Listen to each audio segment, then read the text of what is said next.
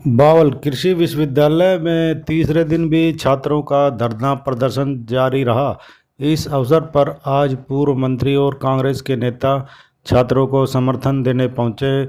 इस अवसर पर पूर्व मंत्री मुनीलाल रंगा ने कहा कि छात्रों के साथ अन्याय कतई बर्दाश्त नहीं होगा। उन्होंने कहा कि जिन गांव के लोगों ने ज़मीन यूनिवर्सिटी के लिए दी थी उसके लिए सीट रिजर्वेशन की जानी चाहिए, उसको भी घटाया जा रहा है। उन्होंने कहा कि राइट टू एजुकेशन सिस्टम को ख़त्म किया जा रहा है।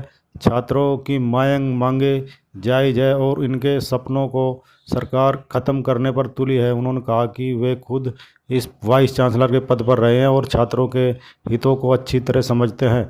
उन्होंने कहा कि छात्रों पर लाठीचार्ज करना दुर्भाग्यपूर्ण है, दोषियों पर कार्रवाई की जानी चाहिए और छात्रों की मांगों को मांगा जाना चाहिए। छात्रों ने कहा कि हम किसी राजनीति का समर्थन नहीं करते और न ही हम राजनीतिक लोग हैं, हमें अपनी स्कॉलरशिप चाहिए और दोषियों के खिलाफ कार्रवाई करे।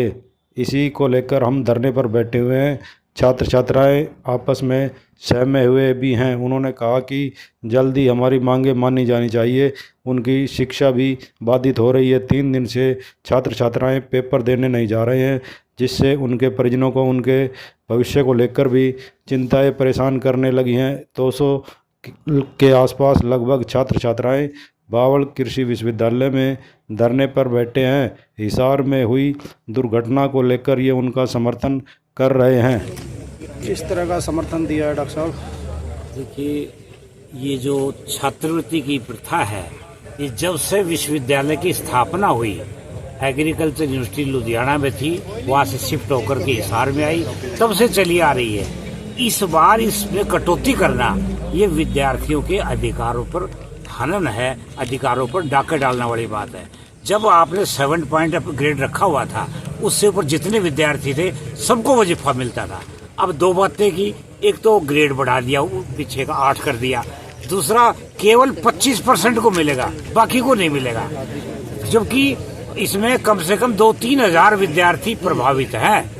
तो हम मिलकर के आए हैं और छात्रों की मांग जायज है, क्योंकि मुझे इसलिए भी अपील होता है कि मैं वाइस चांसलर रहा हूँ, 3-3, 4-4 यूनिवर्सिटियों में वाइस चांसलर रहा हूँ, इसलिए मुझे पता है कि ये छात्रों के साथ अन्याय हुआ है। दूसरा, जहाँ पर कॉलेज है, बावल में हमने 200 एकड़ जमीन दी है, कोड़ में जमीन दी है, एग्रीकल्चर कॉलेज अभी वहाँ यमुनानगर के पास जमीन दे रखी, वहाँ खोल रहे हैं। तो सबने ये शर्त की है कि हमारे 5 सीटें एरिया के लिए हुआ करेंगे। इन्होंने काट करके 1 कर दी।